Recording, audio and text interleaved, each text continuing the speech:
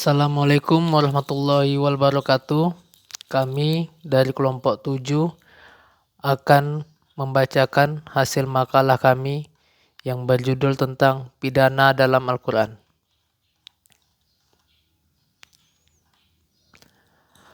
Pengertian hukum pidana Islam. Hukum pidana Islam sering disebut dalam fikih dengan istilah jinayah atau jarimah. Jinayah dalam istilah hukum sering disebut dengan delik atau tindak pidana. Jinayah merupakan bentuk verbal nom atau masdar dari kata jannah. Secara etimologi, jannah berarti berbuat dosa atau salah, sedangkan jinayah diartikan perbuatan dosa atau perbuatan salah. Jinayah dalam Al-Quran dibagi dalam 3 aspek. Yang pertama, jaraimul kisos adalah kejahatan yang dapat dikenai hukuman kisos atau diyat. Kisos artinya balasan yang sepadan, yaitu hukuman yang dijatuhkan kepada pelaku seperti perbuatan yang telah dilakukannya kepada korbannya. Misalnya, hukuman bagi pembunuh dikisos dengan cara dibunuh. Hukuman bagi pelaku yang melukai yang menyebabkan orang lain cacat dikisos seperti perbuatannya. Misalnya, kisos mata dibalas dengan mata, tangan dengan tangan, dan seterusnya.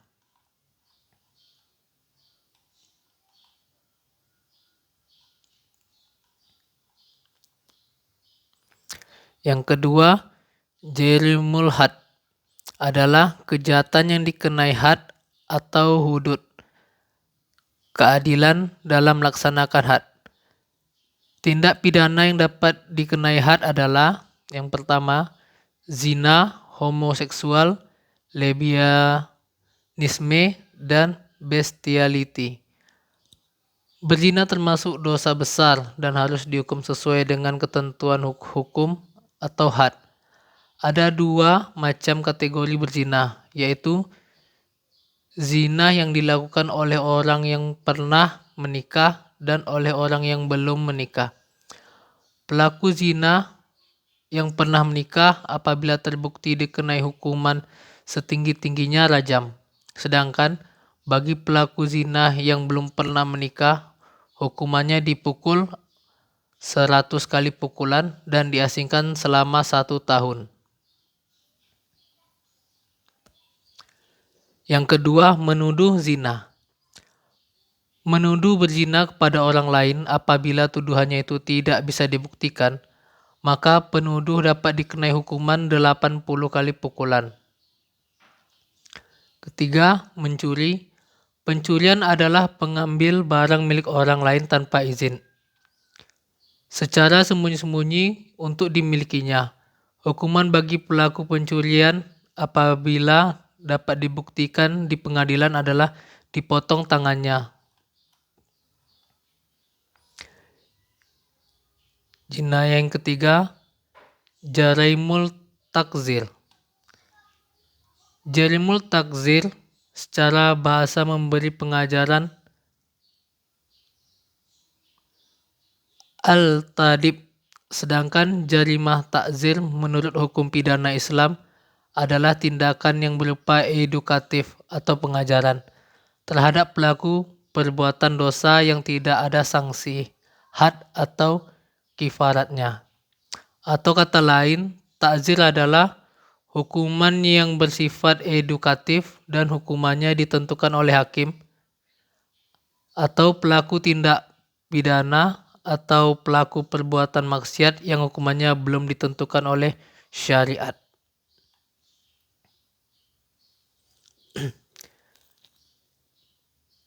Demikian ciri khas dari jarimah takzir. Yang pertama, hukumannya tidak tertentu dan tidak terbatas. Artinya, hukuman tersebut belum ditentukan oleh syarah. Yang kedua, penentuan hukuman tersebut adalah oleh hakim.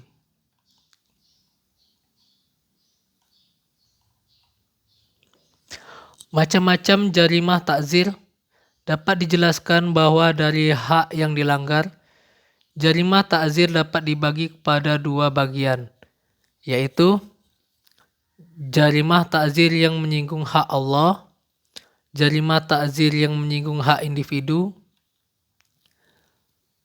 ta'zir karena melakukan perbuatan maksiat, ta'zir karena melakukan perbuatan yang membahayakan kepentingan umum, ta'zir karena melakukan pelanggaran. Macam-macam hukuman jarimah ta'zir. Hukuman ta'zir adalah jumlahnya sangat banyak, karena mencakup semua perbuatan maksiat yang hukumannya belum ditentukan oleh syarah dan diserahkan kepada ulil amri untuk mengaturnya, dari hukuman yang paling ringan sampai yang paling berat. Dalam penyelesaian perkara yang termasuk jarimah ta'zir, hakim diberi wewenang untuk memilih di antara kedua hukuman tersebut, mana yang sesuai dengan jarimah yang dilakukan oleh pelaku.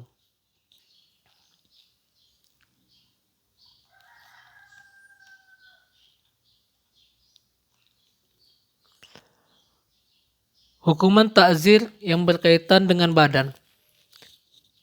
Yang pertama, hukuman mati. Dalam makalah-makalah sebelumnya, telah dijelaskan bahwa hukuman mati ditetapkan sebagai hukuman qisas untuk pembunuhan sengaja, dan sebagai hukuman had untuk jarimah hirabah, zina muson, ridah, dan jarimah pemberontakan.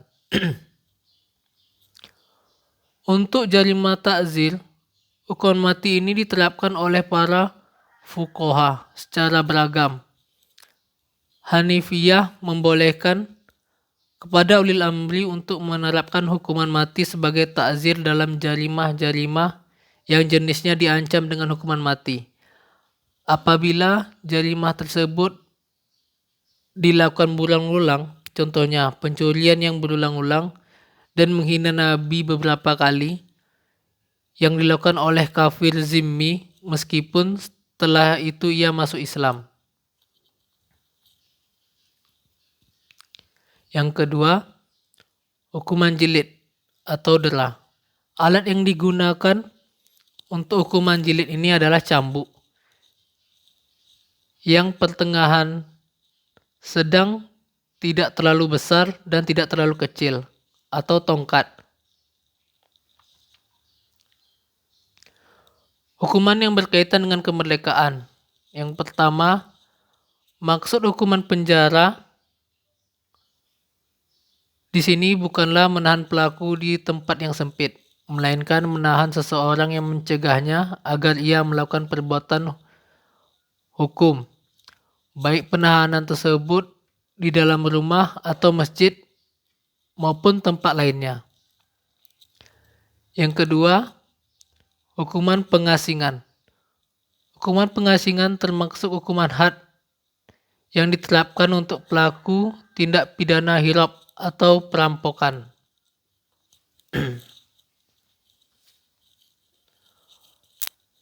Hukuman ta'zir yang berkaitan dengan harta.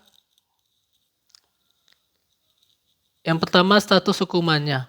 Para ulama berpendapat tentang dibolehkannya hukuman ta'zir dengan cara pengambilan harta. Pendapat ini dibolehkan apabila dipandang membawa maslahat. Selain hukuman-hukuman yang telah disebutkan di atas, terdapat hukuman ta'zir lain. Hukuman tersebut adalah sebagai berikut. Yang pertama, peringatan keras. Yang kedua, dihadirkan di hadapan sidang. Yang ketiga, diberi nasihat. Yang keempat, celaan. Yang kelima, pengucilan. Yang keenam, pemecatan. Dan yang ketujuh, pengumuman kesalahan secara terbuka.